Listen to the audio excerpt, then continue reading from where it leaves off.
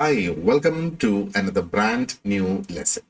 അപ്പം ഇത് 2025 മെയ് 24 നടന്ന കേരള പി സിയുടെ ഒരു ഡിഗ്രി ലെവൽ അല്ലെങ്കിൽ ഗ്രാജുവേറ്റ് ലെവൽ പ്രിലിമിനറി എക്സാമിന്റെ ക്വസ്റ്റ്യൻ പേപ്പർ നമ്മൾ ഒന്ന് ഡിസ്കസ് ചെയ്യാം.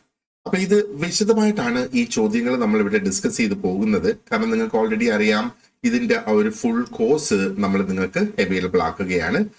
ഒരു ലൈഫ് ടൈം വാലിഡിറ്റിയോടുകൂടി ഒരു ഫീസ് ഇല്ലാതെ ഇതിന്റെ ഒരു ഫുൾ കോഴ്സ് നമ്മൾ അവൈലബിൾ ആക്കുകയാണ്. അപ്പോൾ ആദ്യത്തെ 15 ചോദ്യങ്ങൾ നമുക്കൊന്ന് ഡിസ്കസ് ചെയ്യാം. അപ്പൊ ഈ ചോദ്യങ്ങൾ ഡിസ്കസ് ചെയ്ത് നമ്മൾ തുടങ്ങുന്നതിന്റെ കാരണം എന്ന് പറയുന്നത് നല്ല വ്യക്തമായിട്ട് എങ്ങനെയാണ് ഇതിന്റെ ചോദ്യങ്ങൾ വരിക എന്ന് നമുക്ക് മനസ്സിലാക്കണം, അല്ലെ? ഇപ്പൊ 2025 പരീക്ഷ തന്നെ ആയതുകൊണ്ട് ഈ വർഷം വന്ന സിലബസ് ഇത് തന്നെ ആയിരിക്കും 2026 ഉള്ള സിലബസ് എന്ന് നമുക്ക് വിചാരിക്കാം. സിലബസിൽ എന്തെങ്കിലും മാറ്റം ഉണ്ടെങ്കിൽ അത് ആ ഒരു ടൈം ടേബിൾ കൺഫർമേഷൻ കൊടുക്കാനുള്ള ഡേറ്റും ടൈം ടേബിളും ഒക്കെ പ്രസിദ്ധീകരിക്കുന്ന ആ ഒരു സമയത്ത് നമുക്കത് മനസ്സിലാക്കാനായിട്ട് സാധിക്കും. ഇനി എന്തായാലും മാറ്റം ഉണ്ടാവില്ല എന്നാണ് വിശ്വസിക്കുന്നത്. അപ്പോ മറ്റൊരു പ്രധാനപ്പെട്ട സംഗതി എന്ന് പറയുന്നത് നമ്മൾ ഈ ചോദ്യങ്ങൾ മനസ്സിലാക്കുക. കാരണം അൾട്ടിമേറ്റ്ലി നമ്മൾ എന്ത് തന്നെ ഇതിനു വേണ്ടിയിട്ട് പഠിച്ചാലും അതിന്റെ ഒരു ഫൈനൽ ഔട്ട്കം എന്ന് പറയുന്നത് ചോദ്യങ്ങൾക്കുള്ള ഉത്തരം നമുക്ക് നൽകാനായിട്ട് സാധിക്കുക എന്നുള്ളതാണ്, അല്ലെ? അപ്പോ നമുക്ക് ഈ ഒരു ചോദ്യക്കടലാസിലേക്ക് കടക്കാം. ഓരോ ചോദ്യവും നമുക്ക് നോക്കാം. അതിനു മുന്നേ എന്തൊക്കെയാണ് സ്പെഷ്യൽ ആയിട്ട് നമ്മൾ ഈ ഒരു പ്രിലിമിനറി എക്സാമിനെ കുറിച്ച് അറിഞ്ഞിരിക്കേണ്ടത് എന്നും കൂടി ഒന്ന് നോക്കാം. അപ്പം ജനറലി ആ ഒരു ക്വസ്റ്റ്യൻ നമ്പർ 1 മുതൽ 70 വരെയുള്ള ചോദ്യങ്ങൾ അത് നമുക്ക് ഇംഗ്ലീഷിലും ഒഫീഷ്യൽ ലാംഗ്വേജ് ആയ മലയാളത്തിലും പ്രിന്റ് ചെയ്തിട്ടുണ്ടാകും. അപ്പോ ഒരു പേജിൽ ഇംഗ്ലീഷിൽ പ്രിന്റ് ചെയ്യും, അതേ ചോദ്യങ്ങളുടെ മലയാളം തർജ്ജമ അടുത്ത പേജിൽ ഉണ്ടാകും എന്നുള്ളതാണ്. അപ്പൊ ഒരു കാര്യം കൂടെ മനസ്സിൽ വെക്കുക, അതായത് ഏതെങ്കിലും ഈ 1 മുതൽ 70 വരെയുള്ള ഏതെങ്കിലും ഒരു ചോദ്യങ്ങൾക്ക് നമുക്ക് എന്തെങ്കിലും ഒരു ഡൗട്ടോ അല്ലെങ്കിൽ എന്താ പറയേണ്ടത് ആ ചോദ്യത്തിന്റെ അർത്ഥം അല്ലെങ്കിൽ അതിന്റെ ട്രാൻസ്ലേഷൻ അതിനെ തുടങ്ങി എന്തെങ്കിലും ഒരു ഡൗട്ടോ ഒരു ഡിസ്പ്യൂട്ടോ വന്നാൽ അത് ആ ഇംഗ്ലീഷിലെ ചോദ്യത്തിനെ അടിസ്ഥാനപ്പെടുത്തിയിട്ടായിരിക്കും അല്ലെങ്കിൽ ആ ചോദ്യം കൺസിഡർ ചെയ്തിട്ടായിരിക്കും ആ ഒരു ഡിസ്പ്യൂട്ട് എന്താ പറയേണ്ടത് PSC സെറ്റിൽ ചെയ്യുക. അതും കൂടെ നമ്മൾ ഓർത്ത് വെച്ചോളുക. അപ്പോ ഞാൻ ഈ പറഞ്ഞു വരുന്നത് നമ്മൾ 100% മലയാളത്തിലെ ചോദ്യത്തിൽ മാത്രം ഡിപ്പെൻഡ് ചെയ്ത് നിൽക്കാതെ ഇംഗ്ലീഷിൽ എങ്ങനെയായിരിക്കും അതിന്റെ ആ ചോദ്യങ്ങൾ വരിക എന്നുള്ളതും കൂടെ നമ്മളൊന്ന് മനസ്സിലാക്കിയിരിക്കണം എന്നാണ്. ഇനി ഈ ഒരു എക്സാമിന് നമുക്കറിയാം OMR ബേസ്ഡ് ഫോർമാറ്റ് ആണ്, മൾട്ടിപ്പിൾ ചോയ്സ് ക്വസ്റ്റ്യൻസ് ആണ്. ഓരോ ചോദ്യത്തിനും കറക്റ്റ് ആയിട്ടുള്ള ഉത്തരം നൽകിയാൽ 1 മാർക്ക് ലഭിക്കുകയും 0.33 മാർക്ക് എന്താ പറയേണ്ടത് ഒരു ചോദ്യം തെറ്റിച്ച് മാർക്ക് ചെയ്താൽ നമുക്ക് അത് ഒരു നെഗറ്റീവ് മാർക്കിംഗ് ഉണ്ട്, അല്ലെങ്കിൽ 0.33 മാർക്ക് കട്ടാകും. അതായത് 3 ചോദ്യങ്ങൾക്ക് തെറ്റായ ഉത്തരം നമ്മൾ നൽകുകയാണെങ്കിൽ ഏകദേശം 1 മാർക്ക് നമ്മൾ നേടിയതിൽ നിന്ന് 1 മാർക്ക് നമുക്ക് കട്ടാകും എന്ന് ഓർക്കുക. ഇനി ഒരു ചോദ്യം അറിയാൻ വയ്യാത്ത ഒരു ചോദ്യത്തിന് നമ്മൾ ഉത്തരം നൽകിയില്ല എങ്കിൽ അതിന് നമുക്ക് മാർക്കൊന്നും കട്ടാകുന്നതായിരിക്കില്ല എന്നുള്ളത്. അപ്പൊ അതുകൊണ്ട് നമ്മൾ ഒരു കാര്യം ശ്രദ്ധിക്കേണ്ടതെന്ന് പറയുന്നത് അറിയാൻ വയ്യാത്ത ഒരു ചോദ്യം നമ്മൾ കറക്കി കുത്തുന്നതിന് മുന്നേ 2 വട്ടം ആലോചിച്ചതിന് ശേഷം മാത്രം നമ്മൾ അത് ചെയ്യുക. അപ്പോൾ നമ്മൾ ആ ഒരു എക്സാം എങ്ങനെ ചെയ്യണം എന്നുള്ള സ്ട്രാറ്റജീസ് ഒക്കെ നമ്മൾ ഡിസ്കസ് ചെയ്യുന്ന സമയത്ത് എങ്ങനെയാണ് നമുക്ക് ആ ഒരു എലിമിനേഷൻ കൃത്യമായിട്ട് ഉപയോഗിക്കുക, എന്താണ് നമ്മൾ അറിയാൻ വയ്യാത്ത ഒരു ചോദ്യത്തിനെ കുറിച്ച് നമ്മൾ ചെയ്യേണ്ടത് എന്നൊക്കെയുള്ളത് സ്പെസിഫിക് ആയിട്ട് നമുക്ക് ചർച്ച ചെയ്യാം. അപ്പോ നമുക്ക് ആദ്യത്തെ ചോദ്യത്തിലേക്ക് കടക്കാം. ഈ 2025 മെയ് മാസത്തിലെ ചോദ്യം. അപ്പൊ ഇതാണ് അതിന്റെ ആ ഒരു മലയാളം വേർഷനും ഞാനിവിടെ എടുത്തിട്ടുണ്ട്, അതിന്റെ ഇംഗ്ലീഷ് വേർഷനും ഞാനിവിടെ എടുത്തിട്ടുണ്ട് എന്നുള്ളത്. ഓക്കെ, അപ്പോ ഈ ചോദ്യം ഇതാണ്. താഴെ കൊടുത്തിരിക്കുന്ന സംഭവങ്ങളിൽ ഏതെല്ലാമാണ് ശീതയുദ്ധവുമായി ബന്ധപ്പെട്ടിരിക്കുന്നത്? അപ്പൊ ശീതയുദ്ധം നമുക്കറിയാം കോൾഡ് വാർ ആണ്, അല്ലെ? അപ്പൊ കോൾഡ് വാറുമായി ബന്ധപ്പെട്ട് കിടക്കുന്നത് ഏതൊക്കെയാണ് എന്നുള്ളതാണ് ഇവിടെ ചോദ്യം. അപ്പം ക്യൂബൻ മിസൈൽ പ്രതിസന്ധി ഓപ്ഷൻ 1. ഇനി രണ്ടാമതെന്ന് പറയുന്നത് പേൾ ഹാർബർ ആക്രമണം. ഓക്കെ, അപ്പോ അതിന്റെ ഇംഗ്ലീഷ് തർജ്ജമ നോക്കിക്കൊള്ളുക. Cuban missile crisis, Pearl Harbor attack, പിന്നെ വിയറ്റ്നാം യുദ്ധം, അതിനിവിടെ ഇംഗ്ലീഷിൽ വിയറ്റ്നാം വാർ എന്ന് കൊടുത്തിട്ടുണ്ട്. 4-മത്തത് നാറ്റോയുടെ രൂപീകരണം, അത് ഫോർമേഷൻ ഓഫ് നാറ്റോ ഇംഗ്ലീഷിൽ കൊടുത്തിട്ടുണ്ട്. 5-മത്തത് മ്യൂണിക് സമ്മേളനം അല്ലെങ്കിൽ ദ മ്യൂണിക് കോൺഫറൻസ്. ഇങ്ങനെ 5 സംഗതികൾ ഇവിടെ കൊടുത്തിട്ടുണ്ട്. ഈ 5 എണ്ണത്തില് ഏതെല്ലാമാണ് ശീതയുദ്ധവുമായി ബന്ധപ്പെട്ടിരിക്കുന്നത് എന്നാണ് ചോദ്യം. അപ്പൊ ശീതയുദ്ധം എന്ന് പറയുമ്പോഴത്തേക്ക് നമുക്കറിയാം കോൾഡ് വാർ ആണ് അത് ഉദ്ദേശിക്കുന്നത് എന്നുള്ളത്. അപ്പോ ഈ ക്യൂബൻ ക്രൈസിസ് എന്ന് പറയുന്നത് എന്താ പറയണ്ട കോൾഡ് വാറിന്റെ ഒരു പ്രധാനപ്പെട്ട ഒരു സംഗതിയാണ്. ഒരു കൺഫ്രണ്ടേഷൻ അല്ലെങ്കിൽ ഒരു എന്താ പറയണ്ട ഒരു യുദ്ധത്തിനുള്ള ഒരു കാരണം എന്ന് വേണമെങ്കിൽ നമുക്ക് പറയാം. അപ്പൊ ഈ ഒന്നാമത്തത് നമുക്ക് ഇവിടെ ആവശ്യം ഉള്ളത് തന്നെയാണ്. ഇനി പേൾ ഹാർബർ അറ്റാക്ക് അല്ലെങ്കിൽ ആ ഒരു പേൾ ഹാർബർ ആക്രമണം നമ്മൾ നോക്കുകയാണെന്നുണ്ടെങ്കിൽ അത് വേൾഡ് വാർ 2 ഒരു ഇവന്റ് ആണ്, അത് കോൾഡ് വാറിൻ്റെതല്ല. അപ്പം രണ്ടാമത്തത് നമുക്കിവിടെ ആപ്ലിക്കബിൾ അല്ല. ഇനി നമ്മൾ വിയറ്റ്നാം യുദ്ധം നോക്കുകയാണെന്നുണ്ടെങ്കിൽ അത് നമ്മൾ മനസ്സിലാക്കുക, അത് ഇതിന് ആപ്ലിക്കബിൾ ആണ്. കാരണം എന്താ പറയേണ്ടത്, ഈ കോൾഡ് വാറിനെ അല്ലെങ്കിൽ ശീതയുദ്ധത്തിനെ സംബന്ധിച്ചിടത്തോളം ഒരു പ്രധാനപ്പെട്ട ഒരു പ്രോക്സി കോൺഫ്ലിക്റ്റ് ആണ് ഈ ഒരു വിയറ്റ്നാം യുദ്ധം എന്ന് പറയുന്നത്. ആൻഡ് നാറ്റോയുടെ രൂപീകരണം നമ്മൾ നോക്കുകയാണെന്നുണ്ടെങ്കിൽ അതും കോൾഡ് വാറിന്റെ ഭാഗമായിട്ട് തന്നെയാണ് വന്നിട്ടുള്ളത്, നാറ്റോയുടെ രൂപീകരണം. ആൻഡ് മ്യൂണിക് സമ്മേളനം എന്ന് പറയുന്നത് അത് എന്താ പറയേണ്ടത്, വേൾഡ് വാർ 2 പോലും തുടങ്ങുന്നതിന് മുന്നേ ആയിരുന്നു. 1938 ഈ എന്താ പറയേണ്ടത് ഈ ഒരു വേൾഡ് വാർ തുടങ്ങിയിട്ടുള്ളത്.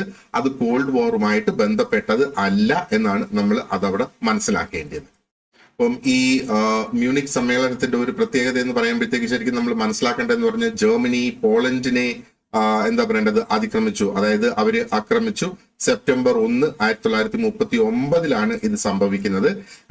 ബ്രിട്ടീഷും ഫ്രഞ്ചും അവിടെ ഡിമാൻഡുകൾ വെച്ച് അവര് പിൻവാങ്ങണം എന്നുള്ളത്, എന്നാൽ അത് ചെയ്തില്ല, അവർ പിൻവലിച്ചില്ല എന്നുള്ളതാണ്. അതാണ് എന്താ പറയേണ്ടത് ഒരു യുദ്ധത്തിലേക്ക് നയിച്ചത്. അത് സെപ്റ്റംബർ 3, 1939 എന്താ പറയേണ്ടത് ഈ ഒരു യുദ്ധം അവിടെ തുടങ്ങുന്നത്. ആൻഡ് എന്താ പറയേണ്ടത് അതിലെ പല ഡിഫൻസ് ട്രീറ്റീസ് അനുസരിച്ച് പോളണ്ടുമായിട്ട് അവര് എന്താ പറയേണ്ടത് ആ ഒരു ട്രീറ്റീസ് സൈൻ ചെയ്തതാണ് ഈ ഒരു മ്യൂണിക് സമ്മേളനം എന്നുള്ളതാണ് നമ്മൾ അതിൽ നിന്ന് മനസ്സിലാക്കേണ്ടത്. ഓക്കെ, അപ്പോ ഈ മ്യൂണിക് സമ്മേളനവും ശരിക്കും കോൾഡ് വാറുമായിട്ട് ബന്ധപ്പെട്ടതല്ല എന്നുള്ളത്. അപ്പോൾ അത് വേറെ തന്നെ ഒരു യുദ്ധവുമായിട്ട് ബന്ധപ്പെട്ടതാണ്. അപ്പൊ നമ്മുടെ കറക്റ്റ് ആൻസേഴ്സ് നമ്മളോട് നോക്കുവാണെങ്കിൽ 1 കറക്റ്റ് ആണ്, 3 കറക്റ്റ് ആണ്, 4 കറക്റ്റ് ആണ്. അപ്പോ 1, 3, 4 മാത്രമായിട്ട് വരുന്നത് നമുക്ക് ഓപ്ഷൻ എയിലാണ്. അങ്ങനെയാണ് ഓപ്ഷൻ എ ഇതിന്റെ ഒരു കറക്റ്റ് ആൻസർ ആയിട്ട് വരിക. ഓക്കെ, അപ്പോ ആ ചോദ്യങ്ങളുടെ ആ ഉത്തരത്തിന്റെ മൾട്ടിപ്പിൾ ചോയ്സ് ഇതിനകത്ത് വന്നേക്കുന്നത് കണ്ടോ, എല്ലാം യുദ്ധവുമായി ബന്ധപ്പെട്ട് വളരെ അടുത്തടുത്ത കാലയളവിൽ നടന്നിരിക്കുന്ന സംഭവങ്ങളാണ്. അപ്പൊ ഇതിനെക്കുറിച്ച് കൃത്യമായ ഒരു ധാരണ നമ്മുടെ ആ ഒരു മനസ്സിലില്ല എങ്കിൽ എന്താ ഇത് വേൾഡ് ഹിസ്റ്ററിയുമായിട്ട് ബന്ധപ്പെട്ട് കിടക്കുന്ന ഒരു സംഗതിയാണ് അല്ലെ. അപ്പൊ ഇതിന്റെ ഒരു കൃത്യമായ ധാരണ നമ്മുടെ മനസ്സിലില്ല എങ്കിൽ നമുക്ക് ഈസി ആയിട്ട് കൺഫ്യൂസ്ഡ് ആയി പോകാൻ സാധിക്കുന്ന ഒരു സംഗതിയാണ് ഇത് വെച്ച് നോക്കുമ്പോൾ. പ്രത്യേകിച്ചും നമ്മൾ ഈ പേൾ ഹാർബർ ആക്രമണം അല്ലെങ്കിൽ ആ ഒരു പേൾ ഹാർബർ അറ്റാക്ക് എന്ന് പറയുന്നത് ഒരുപക്ഷെ ഈ ഒരു കോൾഡ് വാർ അല്ലെങ്കിൽ ശീതയുദ്ധവുമായി ബന്ധപ്പെടുത്താനുള്ള സാധ്യതകൾ വളരെ ഏറെയാണ്. പക്ഷെ അതുമായിട്ട് ബന്ധപ്പെട്ടതല്ല, അത് 2ാം ലോക മഹായുദ്ധവുമായിട്ട് ബന്ധപ്പെട്ടാണ് ഈ ഒരു പേൾ ഹാർബർ ആക്രമണം കിടക്കുന്നത്. ഓൾറൈറ്റ്, അപ്പോ ഇനി നമുക്ക് 2ാമത്തെ ചോദ്യത്തിലേക്ക് കടക്കാം. 2ാമത്തെ ചോദ്യം ഇതാണ്. ഇത് നമുക്ക് ഇന്ത്യൻ ഹിസ്റ്ററിയുമായിട്ട് ബന്ധപ്പെട്ടാണ് ഈ 2ാമത്തെ ചോദ്യം വന്നിട്ടുള്ളത്. അപ്പം മുഗൾ വാസ്തുവിദ്യയെ കുറിച്ചുള്ള താഴെ പറയുന്ന പ്രസ്താവനകളിൽ ഏത് ശരിയാണ് അല്ലെങ്കിൽ ഏതൊക്കെ ശരിയാണ് എന്ന് നമുക്ക് നോക്കാം. അപ്പോൾ which of the following statements is or are correct about the Mughal architecture? Okay, അപ്പോൾ മുഗൾ ആർക്കിടെക്ചറെയാണ് മുഗൾ വാസ്തുവിദ്യ എന്നിവിടെ പറയുന്നത്. അപ്പോൾ ആദ്യം പറഞ്ഞിരിക്കുന്നത് ഫത്തേപൂർ സീക്രിയിൽ കോട്ട സമുച്ചയം സ്ഥാപിച്ചത് ഷാജഹാനാണ്. Okay, Shahjahan founded the fort complex at Fatehpur Sikri എന്നാണ് അതിന്റെ ഇംഗ്ലീഷ് പരിവർത്തനം. 2ാമത് പറയുന്നത് ചെങ്കോട്ടയിലേക്കുള്ള ഉയർന്ന കവാടം ബുലന്ദ് ദർവാസ എന്നറിയപ്പെടുന്നു. അങ്ങനെയാണോ? ചെങ്കോട്ടയുടെ ഉയർന്ന കവാടം ബുലന്ദ് ദർവാസ എന്നാണോ അറിയപ്പെടുന്നത്? അതാണ് 2ാമത്തെ പോയിന്റ്. 3ാമത്തത് ഡൽഹിയിലെ മോത്തി മസ്ജിദ് നിർമ്മിച്ചത് ജഹാംഗീർ ആണ്. അപ്പോ ഈ 3 സംഗതികൾ അല്ലെങ്കിൽ ഹിസ്റ്ററിയിൽ നിന്നുള്ള ഇന്ത്യൻ ഹിസ്റ്ററിയിൽ നിന്നുള്ള 3 ഫാക്റ്റുകളാണ് അല്ലെ സത്യങ്ങളാണ് ഇവിടെ എടുത്ത് നമ്മുടെ മുന്നിൽ വെച്ചിട്ടുള്ളത്.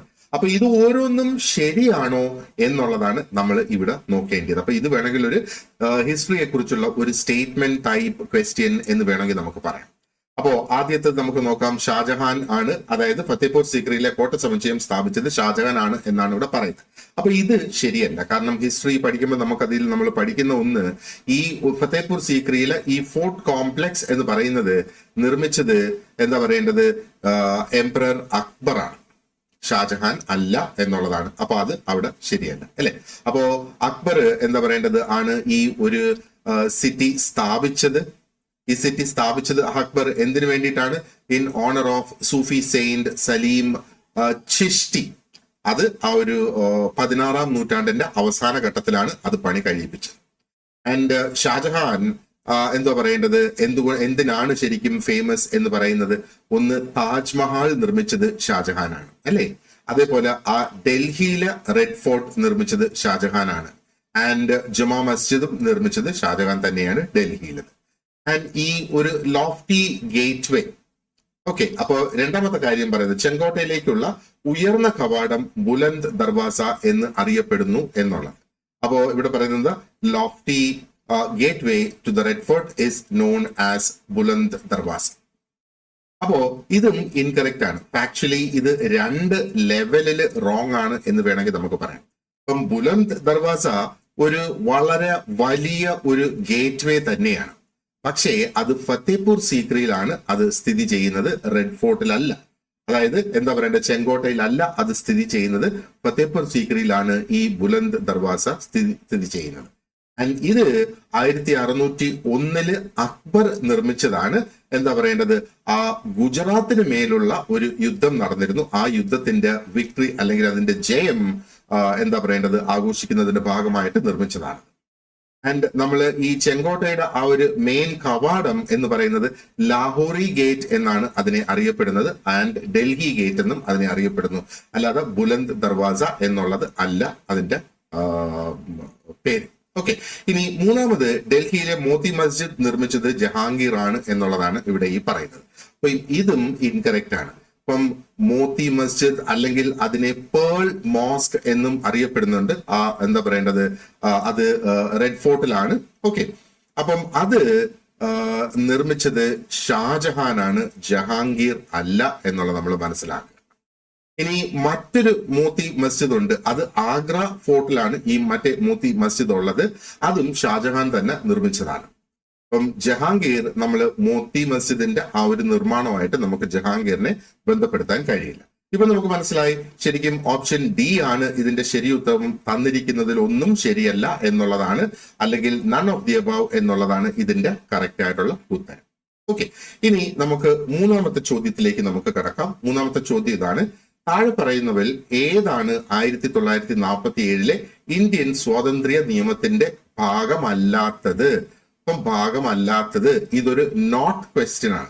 ഇതിന്റെ ഇംഗ്ലീഷ് ചോദ്യം നോക്കുകയാണെന്നുണ്ടെങ്കിൽ which of the following provisions is or are not part of the Indian Independence Act 1947? ഈ ഒരു നോട്ട് ചോദ്യം അല്ലെങ്കിൽ ഭാഗമല്ലാത്തത് എന്ന് ചോദിക്കുന്ന ചോദ്യങ്ങളുടെ ഒരു പ്രത്യേകത എന്ന് പറയുന്നത് നമ്മളെ വളരെയധികം കൺഫ്യൂസ് ചെയ്യത്തക്ക രീതിയിലാണ് ഈ ചോദ്യങ്ങൾ നിർമ്മിച്ച് വരിക, പ്രത്യേകിച്ചും ഹിസ്റ്ററി ബേസ് ചെയ്താകുമ്പോഴത്തേക്ക്. അപ്പൊ നമ്മൾ നോക്കുകയാണെന്നുണ്ടെങ്കിൽ ഇവിടെ നമുക്ക് 4 എന്താ പറയേണ്ടത് സ്റ്റേറ്റ്മെന്റ്സ് തന്നിട്ടുണ്ട്. ഈ 4 സ്റ്റേറ്റ്മെന്റിൽ 3 അതിന്റെ ഭാഗമാവുകയും 1 അതിന്റെ ഭാഗമല്ല. അതാണ് നമ്മൾ കണ്ടുപിടിക്കേണ്ടതായിട്ടുള്ളത്. അപ്പൊ ഇവിടെയും നമുക്ക് അത്യാവശ്യം കുറച്ച് ഡീറ്റെയിൽഡ് ആയിട്ടുള്ള ഒരു നോളജ് ഉണ്ടെങ്കിൽ മാത്രമാണ് ഈ ഒരു ചോദ്യത്തിനും ഒരു ഉത്തരം കൃത്യമായിട്ട് നമുക്ക് കൊടുക്കാനായിട്ട് സാധിക്കുക. അപ്പൊ നമുക്ക് ആ തന്നിരിക്കുന്ന 4 സ്റ്റേറ്റ്മെന്റ്സ് നമുക്കൊന്ന് നോക്കാം. മൗണ്ട് ബാറ്റൻ പദ്ധതിയുടെ അടിസ്ഥാനത്തിലാണ് 1947 ഇന്ത്യൻ സ്വാതന്ത്ര്യ നിയമം പാസാക്കിയത്. അപ്പം ഇന്ത്യൻ സ്വാതന്ത്ര്യ നിയമം എന്ന് പറയുമ്പോഴത്തേക്ക് the Indian Independence act of 1947, അതാണ് Indian Independence act of 1947 was based on mount batten plan എന്നുള്ളതാണ് ഇവിടെ ഈ പറയുന്നത്. അപ്പൊ ഇത് ശരിയാണ്. ഈ 1947 ഇന്ത്യൻ ഇൻഡിപെൻഡൻസ് ആക്ട് എന്ന് പറയുന്നത് ഒരു ലെജിസ്ലേറ്റീവ് ആയിട്ടുള്ള ഒരു ഇംപ്ലിമെന്റേഷൻ ആയിരുന്നു. അത് മൗണ്ട് ബാറ്റൻ പ്ലാനിന്റെ, അതായത് ജൂൺ 3, 1947 ഇത് സംഭവിക്കുന്നത്. ഓക്കെ. അപ്പോ അത് ഈ ഒരു ആക്ടിന്റെ ഭാഗം തന്നെയാണ്. ഇനി രണ്ടാമത്തെ സ്റ്റേറ്റ്മെന്റ് നമുക്ക് നോക്കാം. 1947 ഓഗസ്റ്റ് 15 മുതൽ ഇന്ത്യയെ സ്വതന്ത്രവും പരമാധികാരവുമായ ഒരു രാജ്യമായി പ്രഖ്യാപിച്ച നിയമമാണിത്. അതിന്റെ ഇംഗ്ലീഷ് നോക്ക്. The act declared India an independent and sovereign state from August 15, 1947. അപ്പം ഇതും ഈ ഒരു നിയമത്തിന്റെ ഭാഗം തന്നെയാണ്. അപ്പം ഈ ഒരു ആക്ട് നമ്മൾ നോക്കുകയാണെന്നുണ്ടെങ്കിൽ അതിൽ വളരെ കൃത്യമായിട്ട്, വളരെ എക്സ്പ്ലിസിറ്റ് ആയിട്ട് അതിനകത്ത് പറയുന്നുണ്ട്. അതായത് എന്താണ്, ഓഗസ്റ്റ് 15, 1947 മുതൽ India and Pakistan would become 2 independent dominions എന്ന് അതിനകത്ത് പറയുന്നുണ്ട്. അപ്പോ കൃത്യമായിട്ട് ഇതും അതിന്റെ ഒരു ഭാഗം തന്നെയാണ്. ഇനി മൂന്നാമത്തെ സ്റ്റേറ്റ്മെന്റ് നമുക്ക് നോക്കാം. ബ്രിട്ടീഷ് രാജാവ് നിയമിക്കേണ്ട ഗവർണർ ജനറലിന്റെ ഓഫീസ് ഈ നിയമം സ്ഥാപിച്ചു. അതായത് ഇവിടെ പറയുന്നത് എന്താണ്? The act instituted the office of the governor general who was to be appointed by the British king. അപ്പൊ ബ്രിട്ടീഷ് രാജാവ് നിയമിക്കേണ്ട ഗവർണർ ജനറലിന്റെ ഓഫീസ് വന്നിരിക്കുന്നത് ഈ ഒരു എന്താ പറയേണ്ടത് നിയമത്തിന്റെ ഭാഗമായി ആണ് എന്നുള്ളതാണ് ഇവിടെ ഈ പറയുന്നത്. അപ്പൊ ഇതും ശരിയാണ്, ഇതും ഈ ഒരു ആക്ടിന്റെ ഭാഗം തന്നെയാണ് എന്നുള്ളത്. അപ്പൊ ഈ ആക്ട് മുഖാന്തരം ആ ഒരു ഗവർണർ ജനറലിന്റെ ഓഫീസ് ബ്രിട്ടീഷ് രാജാവ് തന്നെ സ്ഥാപിക്കുകയായിരുന്നു ചെയ്തിരുന്നത് ഈ രണ്ട് ഡൊമീനിയനിലും, ഈ പാകിസ്ഥാനിലും ഇന്ത്യയിലും എന്നുള്ളത്. ആൻഡ് നമ്മൾ ഒരു കാര്യം കൂടെ നോക്കുക എന്ന് പറഞ്ഞാൽ ഈ ഒരു ഗവർണർ ജനറലിനെ was to be formally appointed by the British king. British രാജാവ് തന്നെയാണ് ഈ ഒരു ഗവർണർ ജനറലിനെ ഫോർമലായിട്ട് അപ്പോയിന്റ് ചെയ്യേണ്ടത്. അത് ഈ ഓരോ ഡൊമീനിയനിലെയും സർക്കാരുകൾ ശുപാർശ ചെയ്യുന്നതനുസരിച്ചാണ് ആ ഒരു അപ്പോയിന്റ്മെന്റ് അവിടെ നടത്തേണ്ടത്. ഓക്കെ, അപ്പോ എന്താ പറയേണ്ടത്, ഇത് ശരിക്കും എന്താ പറയേണ്ടത് ഈ ഒരു ആക്ടിന്റെ ഭാഗം തന്നെയാണ് എന്നാണ് നമ്മൾ മനസ്സിലാക്കേണ്ടത്. ഇനി നാലാമത്തെ സ്റ്റേറ്റ്മെന്റ് എന്താണ്? ഇന്ത്യൻ നാട്ടുരാജ്യങ്ങൾ ഇന്ത്യൻ ഡൊമീനിയനിൽ ചേരണമെന്ന് ഈ നിയമം നിർബന്ധിച്ചു. അപ്പോ ഇതിവിടെ പറയുന്നത് എന്താ? The act insisted that the Indian princely States join the dominion of India. അപ്പം ഇത് ശരിക്കും പറയുവാണെന്നുണ്ടെങ്കിൽ ഓക്കെ, നമുക്ക് ഈ ഒരു ആക്ടിനകത്ത് ഇങ്ങനെ ഒരു നിർബന്ധം ഇല്ലായിരുന്നു എന്നുള്ളതാണ്. ആക്ട് ഡിഡ് നോട്ട് ഇൻസിസ്റ്റ്, നിർബന്ധിച്ചിട്ടില്ല ഇന്ത്യയിലെ പ്രിൻസ്ലി സ്റ്റേറ്റ്സ് രണ്ടിലേതെങ്കിലും ഒരു ഡൊമീനിയനിൽ ജോയിൻ ചെയ്യണം എന്നുള്ളത്. ഇത് ശരിക്കും ഈ ഒരു ആക്ടില് ഈ ഇന്ത്യൻ പ്രിൻസ്ലി സ്റ്റേറ്റ്സിന്റെ കാര്യം നമ്മൾ നോക്കുകയാണെന്നുണ്ടെങ്കിൽ അവർക്ക് ഒരു പക്ഷേ ഇന്ത്യയിൽ ജോയിൻ ചെയ്യാം, അല്ലെങ്കിൽ പാകിസ്ഥാനുമായിട്ട് ജോയിൻ ചെയ്യാം, അല്ലെങ്കിൽ ഇൻഡിപെൻഡന്റ് ആയിട്ട് അവർക്ക് നിലനിൽക്കാം എന്നുള്ളതാണ് അതിനകത്ത് പറഞ്ഞിട്ടുള്ളത്. അപ്പോ ഇത് ഒരു സെപ്പറേറ്റ് ആയിട്ടുള്ള ഒരു വ്യത്യസ്തമായിട്ടുള്ള ഒരു ഒരു ഒരു ഒരു ഒരു ഒരു പൊളിറ്റിക്കൽ നെഗോസിയേഷൻ ആണ് ഈ നാലാമത്തെ പോയിന്റിൽ ശരിക്കും പറയുന്നത്. അത് ആ ഒരു ആക്ടിന്റെ ഒരു ലീഗൽ പ്രൊവിഷൻ അല്ല എന്നുള്ളതാണ്. അപ്പോ ഇതിന്റെ ഫൈനൽ ആൻസർ നമുക്ക് എന്തൊക്കെയാണ്? ഓപ്ഷൻ എ 1 മാത്രം, ഓപ്ഷൻ ബി 3 മാത്രം, ഓപ്ഷൻ സി 4 മാത്രം, ഓപ്ഷൻ ഡിയിൽ 1, 3, 4 മാത്രം. അപ്പൊ ഇവിടെ കറക്റ്റ് ഉത്തരം ഓപ്ഷൻ സി ആണ്, 4 മാത്രം എന്നുള്ളതാണ് ഇവിടുത്തെ ആ ഒരു കറക്റ്റ് ഉത്തരം. അപ്പൊ ഇംഗ്ലീഷിൽ നമ്മൾ നോക്കുകയാണെന്നുണ്ടെങ്കിൽ only 1, only 3, only 4 ആൻഡ് നാലാമത്തെ ഓപ്ഷൻ കൊടുത്തിരിക്കുന്നത് only 1, 3 and 4. അപ്പൊ ഇവിടെ ഓപ്ഷൻ സി ആണ് നമുക്ക് വേണ്ട ആ ഒരു കറക്റ്റ് ആൻസർ. അപ്പോൾ ഞാൻ ഈ രണ്ട് ചോദ്യങ്ങളും കാണിച്ചു പോകുന്നത് നിങ്ങൾക്ക് അതിന്റെ ആ ഒരു വ്യത്യാസം ഒന്ന് മനസ്സിലാക്കുക. എങ്ങനെയാണ് ആ ഒരു ഇംഗ്ലീഷിൽ, നമുക്കിപ്പോ അറിയാം ഇംഗ്ലീഷ് ആണ് ഇവിടെ പ്രധാന ചോദ്യമായിട്ട്, ഇംഗ്ലീഷ് വേർഷൻ ആണ് PSC കണക്കിലെടുക്കാൻ പോകുന്നത്. കാരണം എന്തെങ്കിലും തരത്തിലുള്ള ഒരു ഡിസ്പ്യൂട്ട് നമുക്ക് ആ ഒരു ചോദ്യവുമായിട്ട് ഉണ്ടാവുകയാണെങ്കിൽ അത് PSC സെറ്റിൽ ചെയ്യുന്നത് അതിന്റെ ഇംഗ്ലീഷ് വേർഷനെ ഉപയോഗിച്ചായിരിക്കും. അപ്പോൾ ഇവിടെ മലയാളത്തിൽ അതിന്റെ ഒരു തർജ്ജമ കൊടുത്തിരിക്കുന്നത് നമുക്കത് ഉപയോഗിക്കാം. ആ ചോദ്യം നമുക്ക് കൃത്യമായിട്ട് മനസ്സിലായില്ല എങ്കിൽ ഒന്ന് കൃത്യമായിട്ട് മനസ്സിലാക്കുന്നതിന് വേണ്ടി ആ ഒരു ചോദ്യം നമുക്ക് ഉപയോഗിക്കാം എന്നുള്ളതാണ്. ഇനി അടുത്തത് നാലാമത്തെ ചോദ്യത്തിലേക്കാണ് നമുക്ക് കടക്കുന്നത്. എന്താണ് ഈ നാലാമത്തെ ചോദ്യം എന്ന് നമുക്കൊന്ന് വായിച്ചു നോക്കാം. ചോദ്യം ഇതാണ്: താഴെ പറയുന്നവരിൽ ആരൊക്കെയാണ് വൈക്കം സത്യാഗ്രഹത്തിലെ പ്രധാന നേതാക്കൾ? നാലാമത്തെ അതിന്റെ ഇംഗ്ലീഷ് ചോദ്യം ഇതാണ്: Which among the following were the important leaders of Vaikom Satyagraha? ഇതിനകത്ത് നമുക്ക് തന്നേക്കുന്ന options TK Madhavan, KP Kesavan Menon, Mannathu Padmanabhan, Changanassery Parameswaran Pillai, CV Kunjiraman. ഇങ്ങനെ 5 പേരുകൾ നമുക്ക് ഇവിടെ നൽകിയിട്ടുണ്ട്. അപ്പോ വൈക്കം സത്യാഗ്രഹം എന്ന് പറയുമ്പോഴത്തേക്ക് എന്തായിരുന്നു, നമ്മൾ ഇനി അതിനെക്കുറിച്ച് പെട്ടെന്ന് ഒന്ന് ആലോചിക്കുക എന്നുള്ളതാണ്. അപ്പൊ വൈക്കം സത്യാഗ്രഹം എന്ന് പറയുമ്പോഴത്തേക്ക് ഒരു എന്താ പറയേണ്ടത്, ഒരു നോൺ വയലന്റ് ആയിട്ടുള്ള ഒരു അഹിംസാപരമായിട്ടുള്ള ഒരു സത്യാഗ്രഹം തന്നെയായിരുന്നു അത്. ആൻഡ് എന്താണ്, നിരോധിക്കപ്പെട്ടിട്ടുള്ള ആ ഒരു ഒരു ഒരു ഒരു പബ്ലിക് സ്ഥലങ്ങളിലേക്ക് ആ വൈക്കം ടെമ്പിളിന്റെ, വൈക്കം അമ്പലം അല്ലെങ്കിൽ ആ ഒരു ടെമ്പിൾ എന്ന് പറയുന്നത് അന്ന് എന്താ പറയുന്നത് ട്രാവൻകൂറിന്റെ ഭാഗമായിട്ട് ഉള്ളതാണ്. അപ്പൊ ആ അമ്പലത്തിലേക്ക് പ്രവേശനം ലഭിക്കുക എന്നുള്ള ആ ഒരു ഉദ്ദേശത്തോടു കൂടിയാണ് അതായത് കീഴ് ജാതിക്കാർക്ക്, താഴ്ന്ന ജാതിക്കാർക്ക് അതിന് പ്രവേശനം ലഭിക്കുക എന്നുള്ളത്. അപ്പൊ ഇത് എന്താ പറയുന്നത്, മാർച്ച് 30, 1924 തുടങ്ങി 23 നവംബർ 1925 വരെ ഇത് നീണ്ടു നിന്നു എന്ന് നമുക്ക് മനസ്സിലാക്കാം, അല്ലെ? അപ്പൊ ഈ ഓരോ വ്യക്തികളുടെയും കാര്യം നമ്മൾ നോക്കുകയാണെന്നുണ്ടെങ്കിൽ TK മാധവൻ എന്ന് പറയുമ്പോഴത്തേക്ക് ഈ ഒരു സത്യാഗ്രഹം തുടങ്ങുന്നതിന്റെ ഭാഗമായിട്ടുള്ള ഒരു പ്രധാനപ്പെട്ട വ്യക്തി തന്നെയാണ്. ആൻഡ് ഈ വ്യക്തി തന്നെയാണ് എന്താ പറയേണ്ടത്, ഈ ഒരു സംഗതി അല്ലെങ്കിൽ ഈ ഒരു സത്യാഗ്രഹത്തെ കുറിച്ച് ഇന്ത്യൻ നാഷണൽ കോൺഗ്രസിനെ അറിയിക്കുകയും അതേപോലെ ആ ഒരു ക്ഷേത്രപ്രവേശനം അല്ലെങ്കിൽ ടെമ്പിൾ എൻട്രി അതോട് അനുബന്ധിച്ചിട്ടുള്ള ആ ഒരു സോഷ്യൽ റിഫോംസിന് വേണ്ടിയൊക്കെ ഒരുപാടധികം പ്രവർത്തിക്കുകയും അഡ്വക്കേറ്റ് ചെയ്യുകയും ഒരു വ്യക്തിയാണ് TK മാധവൻ എന്ന് പറയുന്നത്. രണ്ടാമത്തേത് നമുക്ക് KP കേശവ മേനോൻ ആണുള്ളത്. അദ്ദേഹം ഒരു ഏർലി ലീഡർ ആയിരുന്നു ഈ ഒരു സത്യാഗ്രഹത്തിന്റെ, വളരെ തുടക്കത്തിലെ തന്നെ ഉള്ള ഒരു ലീഡർ തന്നെയായിരുന്നു. അപ്പം ഇനിഷ്യലി തുടക്കത്തിൽ നടന്നിരുന്ന ആ ഒത്തിരി അധികം പ്രൊട്ടസ്റ്റുകളൊക്കെ അദ്ദേഹം ഓർഗനൈസ് ചെയ്യുകയും എന്താ പറയേണ്ടത്, ഇതിനെ ഒന്ന് മുന്നോട്ട് നയിക്കുന്നതില് എന്താ പറയേണ്ടത്, അല്ലെങ്കിൽ ഇതിനെ കുറച്ചുകൂടെ വിപുലീകരിക്കുന്നതിൽ അദ്ദേഹം നല്ലൊരു പങ്ക് വഹിച്ചിട്ടുണ്ട് എന്ന് നമുക്ക് അറിയാം. മന്നത്ത് പത്മനാഭന്റെ കാര്യം പറയുകയാണെങ്കിൽ നമുക്കറിയാം, നായർ സൊസൈറ്റിയുടെ അല്ലെങ്കിൽ NSS നായർ സർവീസ് സൊസൈറ്റിയുടെ ഫൗണ്ടറാണ് അദ്ദേഹം. പിന്നീട് ആണ് ഈ ഒരു മൂവ്മെന്റിൽ അല്ലെങ്കിൽ ഈ ഒരു സത്യാഗ്രഹത്തിന്റെ ഭാഗമായി വരുന്നത്. അപ്പൊ കുറെ കൂടെ ഒരു ബ്രോഡർ ആയിട്ടുള്ള വലുതായിട്ടുള്ള ഒരു കമ്മ്യൂണിറ്റി സപ്പോർട്ട് അദ്ദേഹത്തിന് ഇവിടെ പ്രൊവൈഡ് ചെയ്യാനായിട്ട് സാധിച്ചു. ഇനി നാലാമത്തേത് ചങ്ങനാശ്ശേരി പരമേശ്വരൻ പിള്ളയാണ് ഇവിടെ നമുക്ക് തന്നിട്ടുള്ളത്. അത് ആ ഒരു കാലഘട്ടത്തില് മറ്റൊരു എന്താ പറയേണ്ടത് ശ്രദ്ധേയമായ ഒരു നേതാവ് തന്നെയായിരുന്നു. അപ്പോൾ ഈ ഒരു സത്യാഗ്രഹം അതിനെ പ്രൊമോട്ട് ചെയ്യുന്നതിനും ആ ഒരു സത്യാഗ്രഹം കൂടുതൽ ആൾക്കാരിലേക്ക് എത്തിക്കുന്നതിനും അദ്ദേഹം എന്താ പറയേണ്ടത് വളരെ പ്രധാനപ്പെട്ട ഒരു പങ്ക് വഹിച്ചു എന്നുള്ളതാണ്. ഇനി CV കുഞ്ഞിരാമന്റെ കാര്യം നമ്മൾ നോക്കുകയാണെന്നുണ്ടെങ്കിൽ അദ്ദേഹം ഒരു സോഷ്യൽ റിഫോമറാണ്. സമൂഹത്തിന് വേണ്ടിയിട്ട് സമൂഹത്തിന്റെ ഉന്നമനത്തിന് വേണ്ടിയിട്ട് പ്രവർത്തിക്കുന്ന ഒരു വ്യക്തിയാണ്. അതേപോലെ ഒരു ജേർണലിസ്റ്റ്, ഒരു പത്രപ്രവർത്തകനും കൂടി ആയിരുന്നു എന്നുള്ളതാണ്.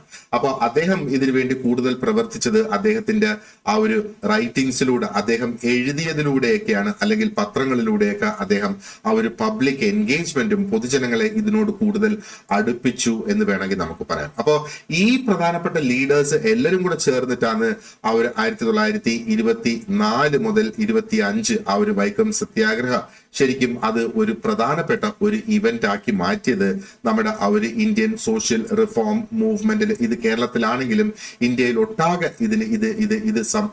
ഇതിന്റെ സംഭാവനകൾ ഉണ്ടായി എന്ന് നമുക്ക് മനസ്സിലാക്കാനായിട്ട് സാധിക്കും, അല്ലെ? പ്രത്യേകിച്ചും അടിച്ചമർത്തപ്പെട്ട ആ ഒരു കാസ്റ്റിന് അവർക്ക് എന്താ പറയേണ്ടത്, ആ ഒരു വൈക്കം ടെമ്പിളിലേക്കും അവിടെയുള്ള എന്താ പറയേണ്ടത് ആ ഒരു പരിസര പ്രദേശത്തേക്കുള്ള റോഡ്സുകൾ പോലും ഉപയോഗിക്കുക എന്നുള്ള ആ ഒരു സ്വാതന്ത്ര്യം ഇതോടൊപ്പം ലഭിച്ചു എന്നാണ് നമ്മൾ മനസ്സിലാക്കേണ്ടത്. അപ്പോ മുകളിൽ പറഞ്ഞതെല്ലാം എന്നുള്ള ഓപ്ഷൻ D ആണ് നമ്മുടെ കറക്റ്റ് ആൻസർ. ഇപ്പൊ ഇംഗ്ലീഷിൽ നോക്കിയാൽ option D, all of the above എന്നുള്ളതാണ് നമ്മുടെ കറക്റ്റ് ആൻസർ ഇവിടെ. ഇനി നമുക്ക് ചോദ്യം 5 കടക്കാം. അപ്പൊ 5ാമത്തെ ചോദ്യം അതിന്റെ ഇച്ചിരി വലിയ ചോദ്യം ആയതുകൊണ്ട് 2 പേജിലായിട്ടാണ് ഞാൻ അതിന്റെ ഇംഗ്ലീഷും മലയാളവും വേർഷൻസ് കൊടുത്തിട്ടുള്ളത്. നമുക്ക് ആദ്യം ചോദ്യം ഒന്ന് വായിക്കാം. അപ്പോ ചോദ്യം ഇതാണ്, റഷ്യൻ വിപ്ലവത്തെ കുറിച്ചുള്ള ഈ പ്രസ്താവനകളിൽ ഏതൊക്കെയാണ് ശരി? വീണ്ടും നമുക്ക് സ്റ്റേറ്റ്മെന്റ്സ് ആണ് ഇവിടെ തന്നിട്ടുള്ളത്. അപ്പൊ ആദ്യത്തെ സ്റ്റേറ്റ്മെന്റ് നമുക്ക് നോക്കാം. പണിമുടക്കുകൾ നടത്താൻ രൂപീകരിച്ച തൊഴിലാളി പ്രതിനിധികളുടെ ഒരു സംഘമായിരുന്നു സോവിയറ്റ്. രണ്ടാമത് പറയുന്നത്, ബോൾഷെവിക്കുകളുടെ അന്തിമ ലക്ഷ്യം സോഷ്യലിസം സ്ഥാപിക്കുക എന്നതല്ല, മറിച്ച് ഒരു റിപ്പബ്ലിക് സ്ഥാപിക്കുക എന്നതായിരുന്നു. ഇനി മൂന്നാമത് പറയുന്നത്, ലെനിൻ സർക്കാരിന്റെ ആദ്യ പ്രവൃത്തി സമാധാന ഉത്തരവ് അംഗീകരിച്ചതായിരുന്നു. അതിലൂടെ റഷ്യ 1ാം ലോക മഹായുദ്ധത്തിൽ നിന്ന് പിന്മാറി. റഷ്യക്ക് പല പ്രദേശങ്ങളും നഷ്ടപ്പെട്ടു.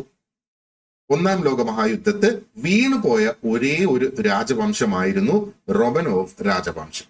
ഇതിന്റെ ഇംഗ്ലീഷിലെ ചോദ്യം നമ്മൾ നോക്കുകയാണെന്നുണ്ടെങ്കിലോ, which of these statements on the Russian revolution is or are true? And ഒന്നാമത് പറയുന്ന, the Soviet was a body of workers representatives set up to conduct strikes.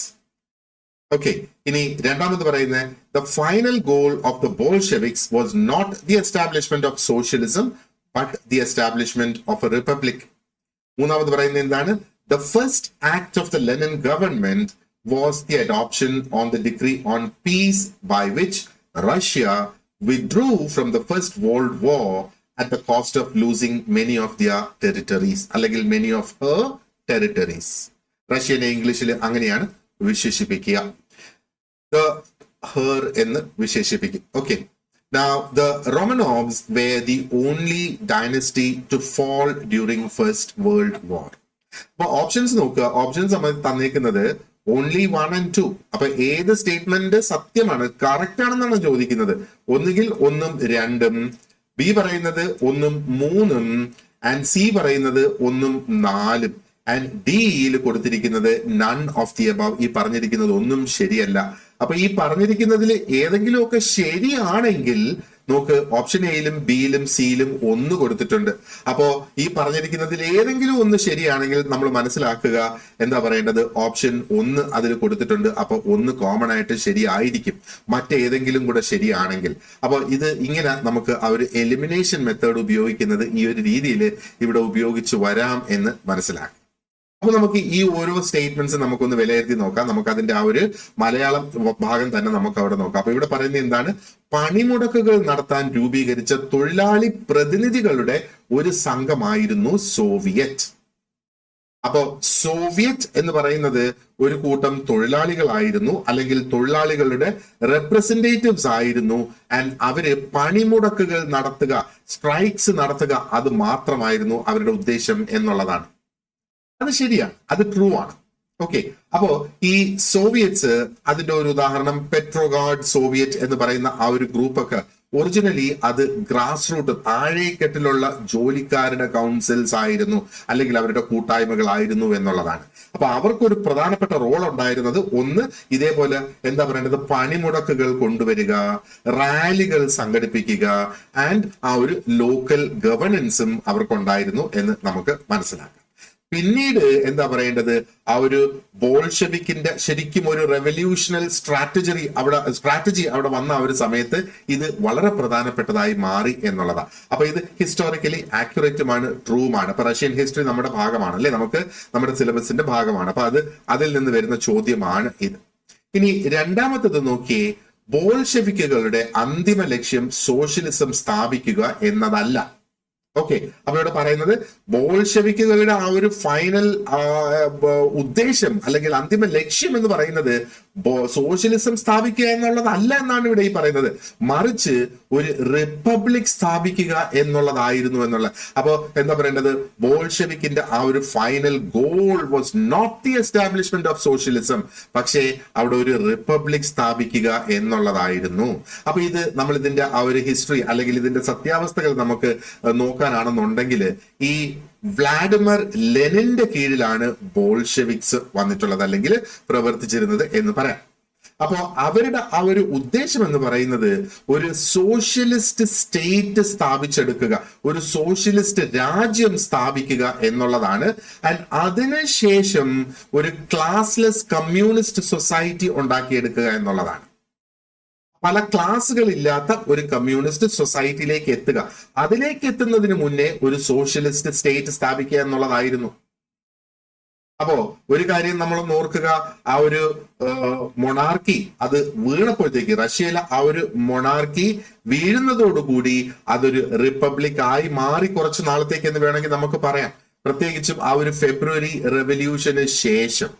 എന്നാൽ ആ ഒരു ബോൾഷെവിക്സിന്റെ ഒക്ടോബർ റെവല്യൂഷനെ കുറിച്ച് നമ്മൾ ചിന്തിക്കുകയാണെന്നുണ്ടെങ്കിൽ അതിന് കൃത്യമായിട്ട് ഒരു ഉദ്ദേശമുണ്ടായിരുന്നു. ആ ഒരു സോഷ്യലിസ്റ്റ് ട്രാൻസ്ഫോർമേഷൻ തന്നെയായിരുന്നു അവിടെ ഉദ്ദേശിച്ചിരുന്നത്. ആ ഒരു റിപ്പബ്ലിക്കൻ ഗവർണൻസ് അല്ല, അതിനെ ഒരു സോഷ്യലിസ്റ്റ് ആയിട്ട് മാറ്റുക എന്നുള്ളത് തന്നെയായിരുന്നു ഉദ്ദേശിച്ചിരുന്നത്. അപ്പൊ അങ്ങനെ നമ്മൾ നോക്കുമ്പോഴത്തേക്ക് ഈ രണ്ടാമത്തെ സ്റ്റേറ്റ്മെന്റ് ശരിയല്ല.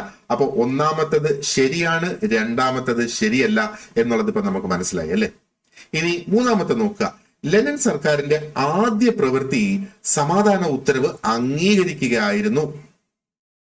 അംഗീകരിച്ചതായിരുന്നു അവരുടെ ആദ്യ പ്രവൃത്തി. ലെനിൻ സർക്കാർ അവർ അധികാരത്തിൽ വന്നപ്പോ ആ ഒരു സമാധാന ഉത്തരവ് അംഗീകരിക്കുക എന്നുള്ളതാണ് അവർ ആദ്യം ചെയ്തതെന്നാണ് ഇവിടെ പറയുന്നത്. ആൻഡ് അതിലൂടെ റഷ്യ 1ാം ലോക മഹായുദ്ധത്തിൽ നിന്ന് പിന്മാറിയെന്നും റഷ്യക്ക് ഒരുപാട് പ്രദേശങ്ങൾ അവിടെ നഷ്ടമാവുകയും ചെയ്തു എന്നുള്ളതാണ് ഈ ഒരു മൂന്നാമത്തെ സ്റ്റേറ്റ്മെന്റിൽ പറയുന്നത്. അപ്പൊ ഒത്തിരി അധികം കാര്യങ്ങൾ ഇതിനകത്ത് പറയുന്നുണ്ട് അല്ലെ. അപ്പൊ ഈ ഒരു ബോൾഷെവിക് ഗവൺമെന്റ് ഒക്ടോബർ 1917 ആ ഒരു സർക്കാർ നിലവിൽ വന്നപ്പോ അവരാദ്യം ചെയ്ത ഒരു പ്രവൃത്തി എന്ന് പറയുന്നത് ഈ ഒരു ഡിഗ്രി ഓൺ പീസ് എന്നുള്ളത് തന്നെയായിരുന്നു. അതായത് ഈ ഒരു സമാധാന ഉത്തരവ് അംഗീകരിക്കുക എന്നുള്ളത് തന്നെയായിരുന്നു അവർ ആദ്യം ചെയ്തത്. എന്താ പറയേണ്ടത്, എന്നിട്ട് അതിന് പിന്നാലെ അവർ ചെയ്തത് ആ ഒരു വേൾഡ് വാർ ഒന്നിൽ നിന്ന്, ഒന്നാം മഹാലോക യുദ്ധത്തിൽ നിന്ന് റഷ്യ പിന്മാറുകയാണ് അവർ ചെയ്തത്. അല്ലെങ്കിൽ ഇമ്മീഡിയറ്റ് ആയിട്ട് അടുത്തത് ചെയ്തത് ആ ഒരു യുദ്ധത്തിൽ നിന്നുള്ള പിന്മാറ്റം എന്നുള്ളത്. ആ ഒരു പിന്മാറ്റത്തിന് ശേഷം it was followed by treaty of Brest Litovsk എന്നുള്ളത്. അപ്പോ ഈ ഒരു ട്രീറ്റിയിലാണ്, ആ ഒരു ബ്രെസ്റ്റ് ലിറ്റോവ്സ്ക് ട്രീറ്റിയിലാണ്, അതായത് 1918 മാർച്ചിലാണ് എന്താ പറയേണ്ടത്, റഷ്യ ആ ഒരു യുദ്ധത്തിൽ നിന്ന് പിന്മാറിയതും അവരുടെ ഒരുപാടധികം ടെറിട്ടറീസ് അവർക്ക് നഷ്ടപ്പെട്ട്, അക്കൂട്ടത്തിൽ നഷ്ടപ്പെട്ടതാണ് യുക്രൈൻ, ഫിൻലാൻഡ് ആൻഡ് ആ ഒരു ബാൾട്ടിക് സ്റ്റേറ്റ്സ് എന്ന് നമ്മൾ പറയുന്നതൊക്കെ അവർക്ക് ആ ഒരു സമയത്ത് നഷ്ടപ്പെട്ടതാണ്. ഓക്കെ, അപ്പോ ഇത് ഹിസ്റ്റോറിക്കലി കറക്റ്റ് ആണ്, ഹിസ്റ്റോറിക്കലി ട്രൂവുമാണ് എന്നുള്ളത്. അപ്പോൾ ഇത് ഒരു ശരിയായ ഒരു സ്റ്റേറ്റ്മെന്റ് തന്നെയാണ്, അല്ലെങ്കിൽ അതൊരു സ്റ്റേറ്റ്മെന്റുകളുടെ ഒരു സംഗമം തന്നെയാണ് അവിടെ ഉള്ളത് എന്ന് വേണമെങ്കിൽ നമുക്ക് കാണാം, അല്ലെ. ഇനി നാലാമത് പറയുന്നത് എന്താണ്?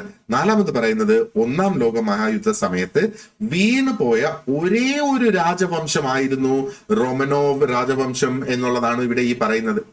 അപ്പോ റോമനോവ് രാജവംശത്തിനെയാണ് എന്താ പറയേണ്ടത്, റോമനോവ് ഡയനസ്റ്റി എന്ന് പറയുന്നത്. അപ്പൊ ഒന്ന് നമുക്കറിയാം ഒരു സത്യാവസ്ഥ, ഈ 1917 ഈ റോമനോവ് രാജവംശം വീണത്. പക്ഷേ നമ്മുടെ ഈ സ്റ്റേറ്റ്മെന്റിൽ പറയുന്നത് എന്താണ്, ഒരേ ഒരു രാജവംശം, ഈ ഒരു വാക്കാണ് ഇവിടെ ശരിക്കും നിർണായകമാകുന്നത്. ഒരേ ഒരു രാജവംശം. അപ്പോ എന്താ പറയേണ്ടത്, ഇവര് ഈ വേൾഡ് വാർ ഒന്നാം ലോക മഹായുദ്ധം നടക്കുന്ന സമയത്ത് എന്താ പറയേണ്ടത്, ഉള്ള കുറച്ച് രാജവംശങ്ങൾ തന്നെയായിരുന്നു ഇത്. അപ്പോ ഒരുപക്ഷെ ഈ റോമനോവ് ഡൈനോസ്റ്റി ഒരു റൂളിംഗ് ഫാമിലി, അധികാരത്തിലുള്ള ഒരു കുടുംബം തന്നെയായിരുന്നു. പക്ഷെ അവര് മാത്രമല്ല ആ ഒരു സമയത്ത് എന്താ പറയേണ്ടത് വീണുപോയത്, നമുക്ക് മറ്റും ഡൈനസ്റ്റീസ് അവിടെ ഉണ്ട് എന്ന് വേണമെങ്കിൽ പറയാം. ഹാസ്ബർഗ് രാജവംശം അതൊന്ന്, ഹോസെൻസോലെൻസ് രാജവംശം, ഹോസെൻസോലെൻസ് അത് മറ്റൊരു എക്സാമ്പിൾ ആണ്. അതേപോലെ ഓട്ടോമൻ രാജവംശം. അപ്പൊ ഈ ഓസ്ട്രിയ ഹംഗറിയുടേതാണ് ഈ ഹാസ്ബർഗ് ഡൈനസ്റ്റി അല്ലെങ്കിൽ ഹാസ്ബർഗ് രാജവംശം എന്ന് പറയുന്നത് 1918 അവസാനിച്ചു. അതേപോലെ എന്താ പറയേണ്ടത്, കൈസർ വില്യം II ആണ് ഈ ഒരു ജർമ്മനിയുടെ, അതാണ് ഈ ഹോഹെൻസോളേഴ്സ് ഡൈനസ്റ്റി എന്ന് പറയുന്നത്. അവരും ഏകദേശം 1918 ആയപ്പോഴത്തേക്ക് അവർ അവസാനിച്ചു. ഈ ഒട്ടോമൻ എംപയർ എന്ന് പറയുന്നത് it was ruled by House of Osman ആണ് അത് എന്താ പറയേണ്ടത് നയിച്ചിരുന്നത്. അതും 1922 കൂടി എൻഡ് ചെയ്തു അല്ലെങ്കിൽ അവസാനിച്ചു. അപ്പൊ ഈ ഒരു സ്റ്റേറ്റ്മെന്റ് ഒരേ ഒരു എന്ന് പറയുന്ന ആ ഒരു വാക്ക് ഇവിടെ നിലനിൽക്കുന്നത് കൊണ്ട് തന്നെ ഈ ഒരു സ്റ്റേറ്റ്മെന്റ് ശരിയല്ല എന്നുള്ളതാണ് നമ്മൾ ആ ഒരു നിഗമനത്തിൽ എത്തേണ്ടത്. അപ്പോ ഒന്നാമത്തെ സ്റ്റേറ്റ്മെന്റ് ശരിയാണ്, രണ്ടാമത്തേത് ഫാൾസ് ആണ്, ശരിയല്ല. മൂന്നാമത്തെ സ്റ്റേറ്റ്മെന്റ് ശരിയാണ്, നാലാമത്തേത് ശരിയല്ല എന്നുള്ളത്. അപ്പോ അങ്ങനെ നമ്മൾ നോക്കുമ്പോഴത്തേക്ക് ഓൺലി 2 and 3 ഏതൊക്കെയാണ് ശരി എന്നുള്ളതാണ് ഇവിടെ ഈ ചോദ്യം. അതായത് ഓപ്ഷൻ ബി 1ഉം 3ഉം മാത്രമാണ് ഇവിടെ ശരിയായിട്ടുള്ള ഉത്തരങ്ങൾ എന്ന് മനസ്സിലാക്കുക. അപ്പൊ ഇവിടെ നമ്മൾ നോക്കുമ്പോഴത്തേക്ക് എന്താ പറയേണ്ടത്, only 1 and 3 are correct. 1 and 3 ഇതാ ഇവിടെയാണ് കൊടുത്തിട്ടുള്ളത്. ഓപ്ഷൻ ബി ഇതാണ് അതിന്റെ ശരി ഉത്തരമായിട്ട് വരിക. നോക്ക്, ഈ ഇംഗ്ലീഷ് ചോദ്യത്തിന്റെ ഒരു തർജ്ജമ മാത്രമാണ് നമുക്ക് അവിടെ മലയാളത്തിൽ കിട്ടുക.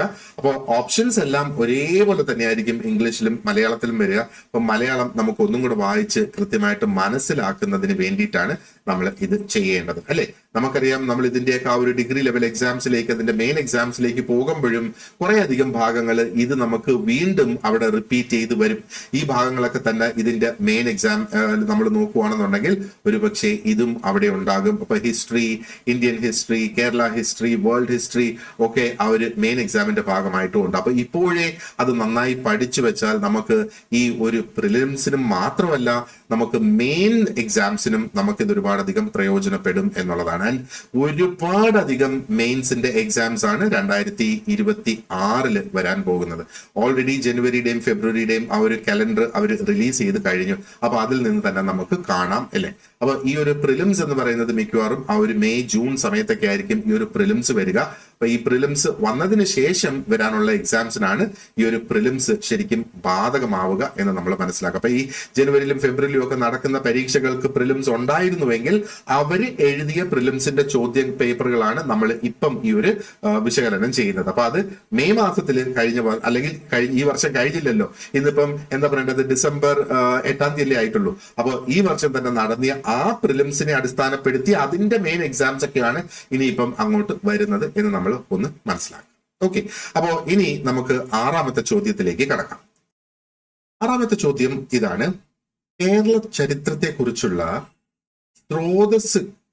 സ്രോതസ്സുകളെ കുറിച്ചുള്ള ഈ പ്രസ്താവനകളിൽ ഏത് ശരിയായത്, അല്ലെങ്കിൽ ഏതാണ് ശരിയല്ലാത്തത്? ഞാൻ തന്നെ ഏത് ശരിയായത് എന്നാണ് വായിച്ചത്. കാരണം ശരിയല്ലാത്തത് എന്ന് വായിക്കാൻ നമ്മുടെ മൈൻഡ് അത്രയ്ക്കധികം ട്രെയിൻഡ് അല്ല. ഏത് ശരിയാണെന്നാണ് നമ്മുടെ മനസ്സ് വായിക്കാൻ പോകുന്നത്. അപ്പൊ ഇതേ മിസ്റ്റേക്ക് നിങ്ങൾ നിങ്ങളുടെ PSC പരീക്ഷ പേപ്പറിന്റെ മുന്നിൽ ഇരിക്കുമ്പോഴും സംഭവിക്കാം. ശരിയല്ലാത്തത് എന്ന് ചോദിക്കുന്നതിനെ നമ്മൾ ശരിയായത് എന്ന് നമ്മുടെ മനസ്സ് അങ്ങനെ വായിക്കുകയാണെങ്കിൽ നമുക്കത് തെറ്റിപ്പോകാനുള്ള ചാൻസ് ഉണ്ട്. പക്ഷെ അപ്പോഴും നമ്മൾ ഓർക്കേണ്ട ഒരു കാര്യം എന്ന് പറഞ്ഞാല്, നമ്മൾ ഇതിന്റെ ഓപ്ഷൻസ് വായിച്ചു നോക്കുമ്പോൾ നമുക്ക് മനസ്സിലാകാനായിട്ട് സാധിക്കും, ഇവിടെ ഒന്നിലധികം ഓപ്ഷൻസ് ശരിക്കും ഒരു മാച്ച് ആണല്ലോ. അങ്ങനെ ഒരു ചിന്ത നമ്മുടെ മനസ്സിൽ വരുന്ന സമയത്ത് നമ്മൾ ചോദ്യത്തെ ഒന്നും കൂടെ വായിക്കുക. ഇനി ഇതിന്റെ ഇംഗ്ലീഷ് വേർഷൻ നോക്കുവാണെന്നുണ്ടെങ്കിൽ നമുക്ക് അതിന്റെ ആ ഒരു നോട്ട് ക്വസ്റ്റ്യൻ കുറച്ചും കൂടെ ഇവിടെ നമുക്ക് ക്ലിയർ ആയിട്ട് കാണാം. Which of these statements about the literary sources on Kerala history is not true? അപ്പൊ ഈ ഒരു വാക്കുകൾ നമുക്ക് എന്താ പറയേണ്ടത്, മിസ്സായി പോകരുത്. മലയാളം വായിക്കുമ്പോഴും ശരിയായത് എന്ന് വായിച്ചു കളയരുത്, ശരിയല്ലാത്തത് എന്ന് തന്നെ കൃത്യമായിട്ട് നമ്മൾ അത് വായിക്കുക. ഇനി നമുക്ക് അതിന്റെ ഓപ്ഷൻസ് നോക്കാം. അപ്പൊ ഷെയ്ഖ് സൈനുദ്ദീൻ രചിച്ച തുഹ്ഫത്തുൽ മുജാഹിദീൻ പോർച്ചുഗീസ് കാലഘട്ടത്തിലെ രാഷ്ട്രീയ ചരിത്രമാണ് കൈകാര്യം ചെയ്യുന്നത്. ഇവിടെ പറയുന്നത് എന്താണ്? നമ്മള് കേരള ചരിത്രത്തെ കുറിച്ചുള്ള സ്രോതസ്സുകളെ കുറിച്ച്, സോഴ്സസ് ഓഫ് കേരള ഹിസ്റ്ററിനെ കുറിച്ചാണ് ഇവിടെ പറയുന്നത്. അപ്പോ ഷെയ്ഖ് സൈനുദ്ദീൻ രചിച്ച തുഹ്ഫത്തുൽ മുജാഹിദീൻ പോർച്ചുഗീസ് കാലഘട്ടത്തിലെ രാഷ്ട്രീയ ചരിത്രമാണ് കൈകാര്യം ചെയ്യുന്നത്. ഇത് നമുക്ക് വളരെ പ്രോമിനന്റ് ആയിട്ട് കേരള ഹിസ്റ്ററിയുടെ ഭാഗമായിട്ട് പഠിക്കാനുള്ള ഒരു സംഗതിയാണ്. അതായത് കേരള ചരിത്രത്തിന്റെ സ്രോതസ്സുകൾ, അല്ലെങ്കിൽ എന്താണ് പറയേണ്ടത്, literary sources on Kerala history എന്നുള്ളത്.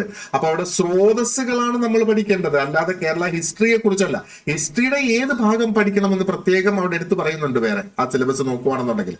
ഇനി രണ്ടാമത്തെ എന്താണ്, കേരളത്തെ കുറിച്ചുള്ള പരാമർശം ഉൾക്കൊള്ളുന്ന ആദ്യ സംസ്കൃത കൃതിയാണ് കൗട്ടില്യൻ അർത്ഥശാസ്ത്രം. ഓക്കെ, മൂന്നാമത് പറയുന്നത് എന്താണ്, ഗുരുവായൂർ ക്ഷേത്രത്തിലെ ദിവസേന പൂജകൾ നടത്തുന്നതിനായി ടിപ്പു സുൽത്താൻ വാർഷിക ഗ്രാൻഡ് അനുവദിച്ചതായി ക്ഷേത്രരേഖകൾ തെളിയിക്കുന്നു. ഇനി നാലാമത്തെ എന്താണ്, 14ാം നൂറ്റാണ്ടിൽ കൊല്ലം സന്ദർശിച്ച സ്പാനിഷ് സഞ്ചാരികളായിരുന്നു മാർക്കോ പോളോയും നിക്കോളോ കോണ്ടും. ഈ കോണ്ടി എന്ന് പറയുന്നത് അത് ഇംഗ്ലീഷില് അല്ലെങ്കിൽ എന്താ പറയേണ്ടത്, അത് സ്പാനിഷില് CONTI എന്ന് എഴുതിയെന്ന അതിനെ ഇംഗ്ലീഷിൽ CONTI എന്ന് എഴുതിയാൽ നമുക്കതിനെ കോണ്ടായി അല്ലെങ്കിൽ കോണ്ടി എന്ന് നമുക്കതിനെ ഇംഗ്ലീഷിൽ വായിക്കാം. പക്ഷേ അതിന്റെ ആ ഒരു എന്താ പറയേണ്ടത്, ഇറ്റാലിയൻ വാക്കാണിത് ശരിക്കും, ഇല്ലെങ്കിൽ ഒരു ഇറ്റാലിയൻ പേരാണ്. അവിടെ നമ്മൾ ഈ സൗണ്ട് ആണ് കൊടുക്കത്തില്ല, നിക്കോളോ കോണ്ട്. ഓക്കെ, അത് നമ്മുടെ എക്സാമിന് അതിന് ബാധിക്കുന്നില്ല, ജസ്റ്റ് ഞാനതൊന്ന് പറഞ്ഞു എന്ന് മാത്രമേ ഉള്ളൂ. അപ്പൊ ഇനി നമുക്ക് ഇതിന്റെ ആ ഒരു ഓപ്ഷൻസിലേക്ക് നമുക്ക് ഓരോന്നോരോന്നായിട്ട് നോക്കാം. ആദ്യത്തെ ഓപ്ഷൻ പറയുന്നത് എന്താണ്, ഷെയ്ഖ് സൈനുദ്ദീൻ രചിച്ച തുഹ്ഫത്തുൽ എന്താ പറയേണ്ട മുജാഹിദീൻ പോർച്ചുഗീസ് കാലഘട്ടത്തിലെ രാഷ്ട്രീയ ചരിത്രമാണ് കൈകാര്യം ചെയ്യുന്നത് എന്നാണ് ഇവിടെ പറയുന്നത്. അപ്പോ ഇത് ആ ഒരു 16ാം നൂറ്റാണ്ടിന്റെ അവസാന ഘട്ടത്തിൽ എഴുതിയതാണ്. ഈ ഒരു ഒരു ഒരു ഒരു ഒരു ഒരു ഒരു രചനയിൽ അല്ലെങ്കിൽ ഈ ഒരു ബുക്കില് നമ്മൾ നോക്കുവാണെന്നുണ്ടെങ്കിൽ ശരിക്കും ആ ഒരു മലബാർ മുസ്ലിംസിന്റെ റെസിസ്റ്റൻസ്, അവരുടെ പ്രതിരോധങ്ങളെ കുറിച്ചാണ് എഴുതിയിട്ടുള്ളത്.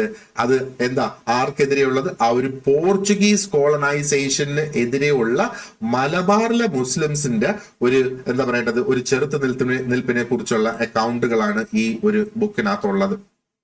ആൻഡ് ഇത് ഒരു പ്രധാനപ്പെട്ട ഒരു ഹിസ്റ്റോറിക്കൽ സോഴ്സ് ആണ്, അല്ലെങ്കിൽ ചരിത്രത്തെക്കുറിച്ചുള്ള ഒരു സ്രോതസ് തന്നെയാണ്. ആൻഡ് ഇത് ഡീൽ ചെയ്യുന്നത് ആ ഒരു പോർച്ചുഗീസിന്റെ ആ ഒരു കാലഘട്ടത്തിലെ എന്താ പറയേണ്ടത് രാഷ്ട്രീയ ചരിത്രം തന്നെയാണ്. പോർച്ചുഗീസിന്റെ ആ ഒരു അഗ്രഷനും അവരടിച്ചമർത്താൻ ശ്രമിച്ച കാര്യങ്ങളും ആ ഒരു കേരളത്തിലുണ്ടായ ലോക്കൽ പ്രതിരോധങ്ങളെ കുറിച്ചാണ് ഇതിനകത്ത് കൂടുതൽ പറയുന്നത്. അപ്പൊ ഇത് ഫാക്ച്വലി കറക്റ്റ് ആണ്. അപ്പൊ ഈ ഒന്നാമത്തെ സ്റ്റേറ്റ്മെന്റ് ശരിക്കും കറക്റ്റ് ആയിട്ടുള്ള ശരിയായിട്ടുള്ള ഒരു സ്റ്റേറ്റ്മെന്റ് തന്നെയാണ്. ഇനി രണ്ടാമത്തെ സ്റ്റേറ്റ്മെന്റിൽ പറയുന്നത് എന്താണ്? കേരളത്തെ കുറിച്ചുള്ള പരാമർശം ഉൾക്കൊള്ളുന്ന ആദ്യ സംസ്കൃതത്തിലുള്ള കൃതിയാണ് ഈ കൗട്ടില്യന്റെ അർത്ഥശാസ്ത്രം എന്നുള്ളതാണ് ഇവിടെ പറയുന്നത്. അപ്പോ എന്താ പറയേണ്ടത്, നമ്മൾ ഒരു കാര്യം പ്രത്യേകം മനസ്സിലാക്കുക, ഈ ഒരു ചോദ്യം പിന്നീട് ഡിലീറ്റ് ചെയ്തു എന്നുള്ള ഈ ഒരു ചോദ്യം ഫൈനൽ ആൻസർ കീയിൽ നോക്കുകയാണെന്നുണ്ടെങ്കിൽ ഈ ഒരു ആറാമത്തെ ചോദ്യം അവിടെ നിന്ന് എടുത്തു മാറ്റി. അപ്പൊ ഈ രണ്ടാമത്തെ പോയിന്റ് നമ്മൾ നോക്കുകയാണെന്നുണ്ടെങ്കിൽ സ്വല്പം എന്താ പറയേണ്ട ഒരു മങ്ങിയ ഒരു പോയിന്റ് ആണ് ഇത് എന്ന് നമുക്ക് മനസ്സിലാക്കാം. അപ്പം അർത്ഥശാസ്ത്രം എന്ന് പറയുന്നത് പുരാതനമായ ഒരു സംഗതി തന്നെയാണ് എന്നുള്ളതാണ്. ആൻഡ് എന്താ പറയേണ്ടത്, ആ ഒരു സൗതേൺ അല്ലെങ്കിൽ സദേൺ സൈഡുമായിട്ടുള്ള ട്രേഡിനെ കുറിച്ചൊക്കെ അതിനകത്ത് പറയുന്നുണ്ട് എന്നുള്ളത്. പക്ഷേ കേരളം എന്ന പേര് സ്പെസിഫിക്കലി അതിനകത്ത് എടുത്തു പറയുന്നില്ല എന്നുള്ളത് നമ്മൾ ഒന്ന് ആലോചിക്കുക. അപ്പൊ ഇവിടെ പലതരത്തിലുള്ള ഡിസ്പ്യൂട്ടുകൾ നടക്കുന്നുണ്ട് സ്കോളേഴ്സ് തങ്ങളിൽ. അതായത് ഇങ്ങനെയുള്ള ഒരു റെഫറൻസ് എന്ന് പറയുന്നത് കൃത്യമായി കേരളത്തിനെ അതിനകത്ത് ഐഡന്റിഫൈ ചെയ്യുന്നുണ്ടോ എന്നുള്ളത്. അപ്പൊ ചില സമയത്ത് ഈ ഒരു ബുക്കിൽ അല്ലെങ്കിൽ ഈ ഒരു കൃതിയിൽ ഉപയോഗിച്ചിരിക്കുന്ന ചേര എന്ന വാക്ക് എന്താ പറയേണ്ടത്, ചിലപ്പം അത് എന്താ പറയേണ്ടത് ഇൻഫർ ചെയ്ത് കേരളം എന്ന് ഒരു പക്ഷെ കാണാം എന്നുള്ളതേ ഉള്ളൂ. പക്ഷെ അത് കൃത്യതയുള്ള ഒരു സംഗതി അല്ല. അപ്പോ ഈ ഒരു സ്റ്റേറ്റ്മെന്റ് പ്രത്യക്ഷത്തിൽ അത് ട്രൂ ആണെന്ന് നമുക്ക് തോന്നുകയാണെങ്കിലും അത് എന്താ പറയേണ്ടത് കൃത്യമായിട്ട് ഡെഫിനറ്റ് ആയിട്ട് ഒരു ട്രൂ അല്ല. അവിടെ ഒരു ആംബിഗ്വിറ്റി നിലനിൽക്കുന്നുണ്ട് എന്നുള്ളതാണ്. അപ്പോൾ ആ ഒരു പോയിന്റിനെ അടിസ്ഥാനപ്പെടുത്തിയിട്ടായിരിക്കാം ഒരു പക്ഷേ ഈ ഒരു ചോദ്യം ഡിസ്പ്യൂട്ടിലേക്ക് പോയതും പിന്നീട് അതിന്റെ ഡിലീഷന് കാരണമായതും എന്നുള്ളത്. പക്ഷെ ഒരു ചോദ്യം നമ്മളെ സംബന്ധിച്ചിടത്തോളം ഇപ്പൊ അടുത്ത പരീക്ഷയ്ക്ക് തയ്യാറെടുക്കുന്നവർക്ക് ഒരു ചോദ്യം തന്നെയാണ്, വിലപ്പെട്ടത് തന്നെയാണ്. നമുക്ക് അതിൽ നിന്ന് ഒരുപാടധികം എന്താ പറയേണ്ടത് കാഴ്ചപ്പാടുകൾ നമുക്ക് ലഭിക്കാനായിട്ട് സാധിക്കും. എങ്ങനെയൊക്കെയാണ് ഈ ഒരു ലേറ്റസ്റ്റ് ആയിട്ടുള്ള ചോദ്യങ്ങൾ വരുന്നത്. ഇപ്പൊ ഈ വർഷം തന്നെ നടന്ന ഒരു പരീക്ഷയാണ് അല്ലെ. അപ്പോൾ വളരെയധികം ഇൻസൈറ്റ്സ്, ഇതേ ചോദ്യം തന്നെ റിപ്പീറ്റ് ചെയ്ത് നമുക്ക് വരില്ല. പക്ഷെ ആ ചോദ്യത്തിന്റെ ശൈലി, അതിലുപയോഗിച്ചിരിക്കുന്ന വാക്കുകള്, ആ ചോദ്യം ഏതൊക്കെ രീതിയിൽ അവർ സ്റ്റേറ്റ്മെന്റുകൾ എഴുതി തിട്ടപ്പെടുത്തി എടുത്തിരിക്കുന്നു എന്നൊക്കെയുള്ളത് കൃത്യമായിട്ട് നമുക്ക് മനസ്സിലാക്കാനായിട്ട് സാധിക്കും എന്നുള്ളതാണ് അല്ലെ. ഇനി മൂന്നാമത്തെ കാര്യം നമ്മൾ നോക്കുന്നു, ഗുരുവായൂർ ക്ഷേത്രത്തിന് ദിവസേനയുള്ള പൂജകൾ നടത്തുന്നതിനായി ടിപ്പു സുൽത്താൻ വാർഷിക ഗ്രാൻഡ് അനുവദിച്ചതായി ക്ഷേത്രരേഖകൾ തെളിയിക്കുന്നു എന്നുള്ളതാണ്. അപ്പോ ക്ഷേത്രരേഖകൾ എന്ന് പറയുമ്പോഴത്തേക്ക് ടെമ്പിൾ റെക്കോർഡ്സ് അനുസരിച്ച് ഇത് സത്യം തന്നെയാണ് എന്നുള്ളതാണ്. ടിപ്പു സുൽത്താൻ നമ്മൾ നോക്കുകയാണെന്നുണ്ടെങ്കിൽ കൂടുതലും നമ്മൾ പഠിച്ചിട്ടുണ്ടാവുക ടിപ്പു സുൽത്താൻ അമ്പലങ്ങൾ നശിപ്പിച്ചിരുന്നു എന്നുള്ളതാണ്. ഒരുപാട് അധികം സ്ഥലങ്ങളിൽ നശിപ്പിച്ചിരുന്നു എന്നുള്ളതാണ് നമ്മൾ മനസ്സിലാക്കുന്നത്. പക്ഷേ ഈ ഗുരുവായൂർ ക്ഷേത്രത്തിന്റെ റെക്കോർഡ്സ് പരിശോധിക്കുന്ന സമയത്ത് നമുക്ക് മനസ്സിലാകും ഒരു ആനുവൽ ഗ്രാൻഡ്, വർഷം തോറും ഒരു ഗ്രാൻഡ് ടിപ്പു സുൽത്താൻ അനുവദിച്ചിരുന്നു ഈ ഒരു ക്ഷേത്രത്തിന്റെ ദൈനംദിന പൂജകൾക്കും നടത്തിപ്പിനും വേണ്ടിയിട്ട്. അപ്പോ ഇതിനകത്ത് മോഡേൺ ആയിട്ടുള്ള ഹിസ്റ്റോറിയൻസ് ശരിക്കും നോട്ട് ചെയ്യുന്നത് ടിപ്പു സുൽത്താന്റെ ആ ഒരു എന്താ പറയേണ്ടത്, ടിപ്പു സുൽത്താൻ ഓരോ ക്ഷേത്രങ്ങളെയും കൈകാര്യം ചെയ്തിരുന്നത് ഒരേപോലെ അല്ല, അതിന് വ്യത്യാസമുണ്ടായിരുന്നു എന്നുള്ള ഒരു നിഗമനവും ഇതിനകത്ത് എത്തുന്നുണ്ട്. പ്രത്യേകിച്ചും സാമ്പത്തികമായി ഒത്തിരി അധികം സ്ഥാനം ഉള്ള ഒരു ക്ഷേത്രമായിരുന്നുവെങ്കിൽ അതിനെ പലപ്പോഴും ടിപ്പു സുൽത്താൻ നശിപ്പിക്കാതെ നിലനിർത്തുന്ന സാഹചര്യങ്ങൾ നമുക്ക് കാണാം എന്നുള്ളതാണ്. അപ്പൊ ഈ ഒരു സ്റ്റേറ്റ്മെന്റ് ഹിസ്റ്റോറിക്കലി ആക്സെപ്റ്റഡ് തന്നെയാണ്. So that is true. ഇനി നാലാമത്തത്, 14ാം നൂറ്റാണ്ടിൽ കൊല്ലം സന്ദർശിച്ച സ്പാനിഷ് സഞ്ചാരികളായിരുന്നു മാർക്കോപോളോയും നിക്കോളോ കോണ്ടിയും എന്നുള്ളതാണ് നമുക്കിവിടെ കാണാനായിട്ട് സാധിക്കുക. അപ്പം മാർക്കോപോളോ എന്ന് പറയുന്നത് ഒരു വെനീഷ്യൻ ആയിരുന്നു. വെനീഷ്യൻ എന്ന് പറഞ്ഞ വെനിസിൽ നിന്നുള്ള ആ ഒരു വ്യക്തി. അപ്പം മാർക്കോപോളോ ഒരു ഇറ്റാലിയൻ ആയിരുന്നു, സ്പാനിഷ് അല്ല. സ്പെയിനിൽ നിന്നുള്ള ഒരു വ്യക്തിയല്ല, മാർക്കോപോളോ ഒരു ഇറ്റാലിയൻ ആയിരുന്നു എന്നുള്ളത്. ഓക്കെ, അപ്പോ ഇറ്റാലിയൻ, വെനിസിൽ നിന്നുള്ള ഒരു ഇറ്റാലിയൻ. ഇനി നിക്കോളോ ഡി കോണ്ട് നമ്മൾ നോക്കുകയാണെന്നുണ്ടെങ്കിൽ അദ്ദേഹവും ഒരു ഇറ്റാലിയൻ എക്സ്പ്ലോറർ തന്നെയായിരുന്നു, സ്പാനിഷ് എക്സ്പ്ലോറർ അല്ല. അവര് എന്താ പറയേണ്ടത് ഇന്ത്യൻ പോർട്ടുകൾ അവര് സന്ദർശിച്ചു. കൊല്ലം ഉൾപ്പെടെയുള്ള, അന്ന് ക്വൈലോൺ എന്നായിരുന്നല്ലോ അറിയപ്പെടുന്നത്. അവര് ആ 13 മുതൽ 15 നൂറ്റാണ്ടിന്റെ ഇടയിൽ അല്ലെങ്കിൽ ആ ഒരു കാലഘട്ടത്തിലാണ് ഇവരുടെയൊക്കെ ഈ ഒരു സന്ദർശനം നടന്നിട്ടുള്ളത്. അപ്പോ ഇതിന്റെ ഒരു ഭാഗം ശരിയാണ്, പക്ഷേ അവര് സ്പാനിഷ് സഞ്ചാരികളായ അല്ല, പകരം അവര് ഈ ഇറ്റാലിയൻ സഞ്ചാരികളാണ്. അപ്പൊ ഒരാള് ഒരു എന്താ പറയേണ്ടത് വെനിസിൽ നിന്നാണ് ഉള്ളത്. ഓക്കെ, അപ്പൊ ഇത് ഫാക്ച്വലി ഇൻകറക്റ്റ് ആണ് ഈ ഒരു സ്റ്റേറ്റ്മെന്റ് എന്ന് പറയുന്നത്. അപ്പോ എന്താ പറയേണ്ടത്, ഈ ഒരു ചോദ്യം ഡിലീറ്റ് ചെയ്യാനുള്ള ആ ഒരു കാരണങ്ങൾ ഒരു പക്ഷേ ഈ രണ്ടാമത്തെ സ്റ്റേറ്റ്മെന്റിനകത്തുള്ള ആ ഒരു ആംബിഗ്വിറ്റി നിലനിൽക്കുന്നത് കൊണ്ട് ആയിരിക്കാം എന്നുള്ളത് നമ്മൾ മനസ്സിലാക്കുക, അല്ലെ? അപ്പോ അതുകൊണ്ടായിരിക്കാം ഈ ഒരു ചോദ്യം ഡിലീറ്റ് ആയി പോയിട്ടുള്ളത്. ഇനി എന്താ പറയണ്ടത്, ഈ ഒരു ചോദ്യം നിലനിർത്തിയിരുന്നുവെങ്കിൽ ഇതിന് ഓപ്ഷൻ ബി, അതായത് ഓൺലി 2 and 4 എന്നുള്ളത് 2ഉം 4ഉം മാത്രമാണ് ശരിയല്ലാത്തത് എന്നുള്ള ആ ഒരു നിഗമനത്തിലേക്ക് എത്തേണ്ടി വരും. ഇവിടെ 2ഉം ശരിയല്ല, 4ഉം ശരിയല്ല. അപ്പോ ഈ ഒരു നിഗമനത്തിലേക്ക് നമുക്ക് എത്തേണ്ടതായിട്ട് വരും എന്നുള്ളതാണ്. ഓപ്ഷൻ ബി ഇത് ഒരു പക്ഷേ നിലനിർത്തിയിരുന്നുവെങ്കിൽ എന്നുള്ളതാണ്. മനസ്സിലായില്ലേ? ഈ ഒരു വീഡിയോയില് 15 ചോദ്യങ്ങളെങ്കിലും ചർച്ച ചെയ്യണമെന്നായിരുന്നു ഇത് ക്ലാസ് തുടങ്ങുന്ന സമയത്ത് എൻ്റെ ഒരു ഉദ്ദേശം. പക്ഷെ അത് എക്സ്പ്ലെയിൻ ചെയ്ത് വന്ന ആ ഒരു വേളയിൽ ഒരുപാടധികം സമയം അതിക്രമിച്ചപ്പോൾ തന്നെ ഏകദേശം 3/4 മണിക്കൂറോളം ഈ ഒരു വീഡിയോ ആയിരിക്കുന്നു. അപ്പോ ഇവിടെ ഈ 6ാമത്തെ ചോദ്യം ചർച്ച ചെയ്ത് ഞാനിപ്പോ ഇത് തൽക്കാലം ഇവിടെ അവസാനിപ്പിക്കുന്നു. അപ്പൊ അടുത്ത ഭാഗത്തിൽ എന്താ പറയേണ്ടത്, 7 മുതൽ അങ്ങോട്ടുള്ള ആ ഒരു ചോദ്യങ്ങൾ നമ്മൾ ഡിസ്കസ് ചെയ്യുന്നതായിരിക്കും. അപ്പോൾ നമുക്ക് ഇനി അങ്ങോട്ട് മുന്നോട്ട് പോകുന്ന അനുസരിച്ച് ഞാൻ നിങ്ങളുടെ ആ ഒരു സിലബസ് അനുസരിച്ചുള്ള ലെസൺസിന്റെ വീഡിയോസും അതിന്റെ നോട്ട്സും ഒക്കെ എല്ലാം ഞാൻ അവൈലബിൾ ആക്കും. അപ്പോൾ സുഗമമായിട്ട് നമുക്ക് ഇതിന്റെ ഈ ഒരു സ്റ്റഡി കണ്ടക്ട് ചെയ്ത് മുമ്പോട്ട് കൊണ്ടുപോകുന്നതിന് വേണ്ടി ഒരു വാട്സാപ്പ് സ്റ്റഡി ഗ്രൂപ്പ് ഞാൻ ക്രിയേറ്റ് ചെയ്തിട്ടുണ്ട്. ആ സ്റ്റഡി ഗ്രൂപ്പിന്റെ ലിങ്ക് ഞാൻ ഈ വീഡിയോയുടെ ഡിസ്ക്രിപ്ഷൻ ബോക്സിൽ, ഈ വീഡിയോ മാത്രമല്ല ഈ ഒരു സീരീസിൽ വരുന്ന എല്ലാ വീഡിയോസിന്റെയും ഡിസ്ക്രിപ്ഷൻ ബോക്സിന്റെ ഈ ഒരു സ്റ്റഡി ഗ്രൂപ്പ് ജോയിൻ ചെയ്യാനുള്ള ലിങ്ക് ഉണ്ടാകും. നിങ്ങൾക്ക് എന്തെങ്കിലും എന്താ പറയേണ്ട സംശയങ്ങളോ അതോ എന്തെങ്കിലും സജഷൻസോ ഉണ്ട് എന്നുണ്ടെങ്കിൽ നിങ്ങൾക്ക് എന്നെ വാട്സാപ്പിൽ ബന്ധപ്പെടാം, വിളിക്കുകയോ എന്നെ ഈ നമ്പറിൽ വിളിക്കുകയോ എനിക്കൊരു മെസ്സേജ് അയക്കുകയോ ചെയ്യുക. ഇപ്പൊ ഈ കോഴ്സിനെ കുറിച്ചുള്ള നിങ്ങളുടെ അഭിപ്രായങ്ങൾ നിങ്ങൾക്ക് കമന്റ്സിൽ രേഖപ്പെടുത്താം. നിങ്ങൾക്ക് എന്താ പറയേണ്ടത്, എന്നെ നേരിട്ട് അതിനെക്കുറിച്ച് അറിയിക്കുകയും ചെയ്യാം. അപ്പോൾ ഒരു കാര്യം കൂടെ ഒന്നും കൂടെ ഓർക്കുക, ഇത് എന്താ പറയേണ്ടത്, ഫീസ് വെച്ചിട്ടുള്ള ഒരു ക്ലാസ് അല്ല ഇത് ഒരു ലൈഫ് ടൈം അവൈലബിൾ ആയിട്ടുള്ള ഒരു ക്ലാസ് ആയിരിക്കും. നിങ്ങൾക്ക് എത്ര നാൾ വേണമെങ്കിലും ഇനി ഇതിന്റെ ഒരു സിലബസ് മാറുന്നിടം വരെ ഈ ഒരു ക്ലാസ്സിൽ നിങ്ങൾക്ക് ഡിപ്പെൻഡ് ചെയ്യാനായിട്ട് സാധിക്കും. കാരണം നമ്മൾ എല്ലാ ടോപ്പിക്സും ഇതിനകത്ത് കവർ ചെയ്ത് പോകും. അപ്പോൾ നോട്ട്സും ഇതിന്റെ പ്രാക്ടീസ് ക്വസ്റ്റ്യൻസും ഇതിനകത്ത് നമുക്ക് മോക്ക് ടെസ്റ്റ് ഉണ്ടാകും, മോഡൽ എക്സാംസ് ഉണ്ടാകും. അതൊക്കെ ചെയ്യുന്നതിന്റെ ആക്സസ് ലഭിക്കുന്നതിനാണ് ഈ ഒരു വാട്സാപ്പ് സ്റ്റഡി ഗ്രൂപ്പ് ജോയിൻ ചെയ്യാനായിട്ട് ഞാൻ നിങ്ങളോട് ആവശ്യപ്പെടുന്നത്. And thank you very much for watching this lesson. You have A great day. അപ്പൊ ഈ ഒരു ചാനൽ ഇതുവരെ സബ്സ്ക്രൈബ് ചെയ്തിട്ടില്ലാത്തവര് ഈ ഒരു ചാനൽ ഒന്ന് സബ്സ്ക്രൈബ് ചെയ്യുക. അപ്പൊ അത് ഞങ്ങൾക്കൊരു പ്രചോദനമാകും ഇതേപോലെ കൂടുതൽ ലെസൺസ് നിങ്ങളുടെ മുന്നിൽ എത്തിക്കുക എന്നുള്ളത്. So once again, thank you very much and wish you all the very best.